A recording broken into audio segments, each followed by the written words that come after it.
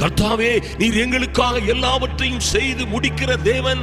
நீர் எங்களை எல்லா இடங்களிலும் எப்பொழுதும் வெற்றி சிறக்க செய்கிறவர். வெற்றி சிறக்க செய்யும். அது இப்பொழுதே உம்முடைய பரிசுத்த நாமத்தினாலே நடப்பதாக என்று கேளுங்கள். விசுவாச அறிக்கை செய்யுங்கள். விசுவாச அறிக்கை செய்யுங்கள். கர்த்தருடைய வார்த்தையை பேசுங்கள். கர்த்தருடைய வாக்குத்தத்தங்களை பேசுங்கள். அவரே சொல்லுகிறார், என்னுடைய வார்த்தை நான் அனுப்பிய காரியமாய் வாய்க்கும்படி செய்யாமல் வெறுமையாய் திரும்பாது.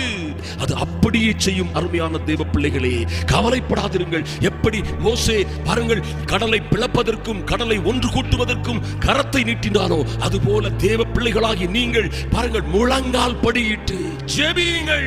இப்படித்தான் ஒருமுறை தேவ ஜனங்கள் கானானியர்களால், அவனுடைய அதிபதிகளால் ஜனங்கள் மிகுதியாய் துன்பப்பட்டார்கள். இந்த பாடுகள், துக்கங்கள், வேதனை, போராட்டங்களிலே தேவ ஜனங்கள் என்ன செய்தார்கள்? பரலோக தேவனை நோக்கி முறையிட்டார்கள்.